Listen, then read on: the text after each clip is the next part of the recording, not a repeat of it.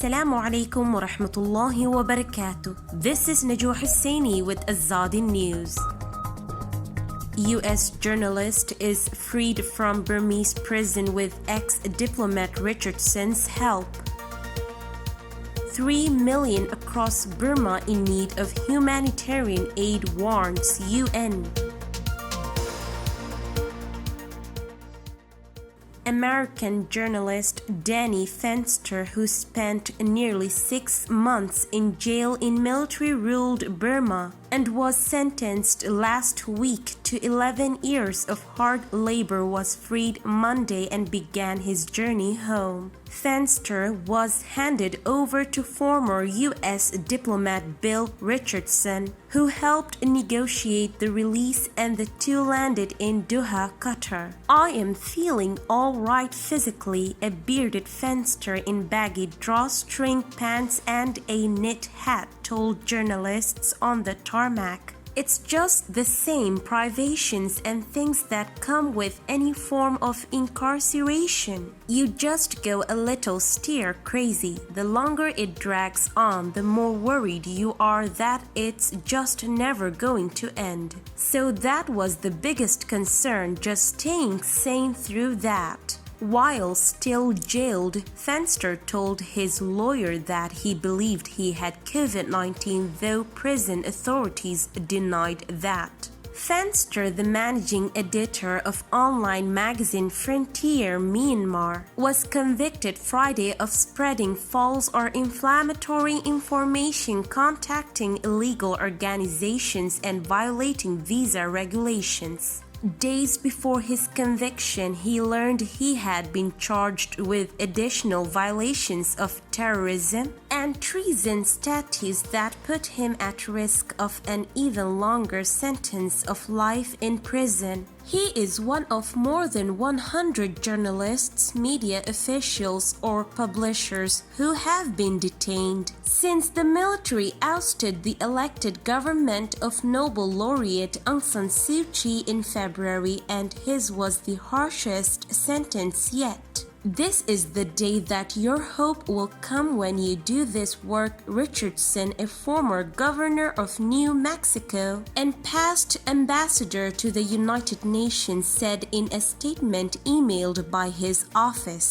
"We are so grateful that Danny will finally be able to reconnect with his loved ones, who have been advocating for him all this time against immense odds." Fenster has been in detention since he was arrested at Yangon International Airport on May 24 as he was headed to the Detroit area to see his family. "We are overjoyed that Danny has been released and is on his way home. We cannot wait to hold him in our arms," his family said in a statement. "We are tremendously grateful to all the people who have helped secure his release, especially Ambassador Richardson, as well as our friends and the public who have expressed their support and stood by our sides as we endured these long and difficult months." The exact allegations against Fenster were never clear, but much of the prosecution's case appeared to hinge on proving that he was employed by another online news site that was ordered closed this year during a crackdown on the media following the military seizure of power. Fenster used to work for the site but left that job last year.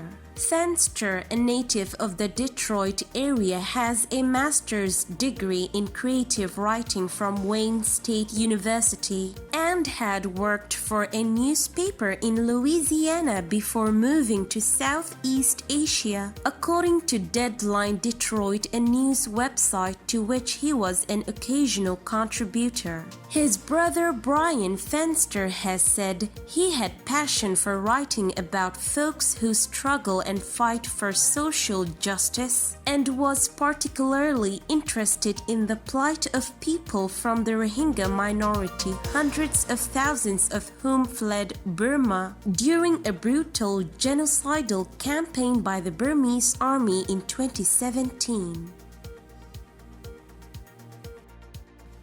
Growing conflict, insecurity, COVID-19, and a failing economy has rendered some 3 million Burmese in need of life-saving humanitarian assistance. Across Burma, UN Emergency Relief Coordinator Martin Griffiths said on Monday, "The humanitarian situation in Myanmar is deteriorating," Martin Griffiths said in a statement, adding that, "Without an end to violence and a peaceful resolution of Myanmar's crisis, this number will only rise." Since a military takeover on 1st February ousted the democratically elected government, hundreds of thousands of people have been forced to flee their homes due to violent crackdowns across the country. Long-term displacement remains unresolved, with 144,000 Rohingya people still confined to camps and camp-like settings in Rakhine, many since their displacement in 2012, and more than 105,000 people displaced in Kachin and Shan, many for years, said the chief of the humanitarian affairs. "I am also increasingly concerned about reports of rising levels of food insecurity in and around urban areas, including in Yangon and Mandalay."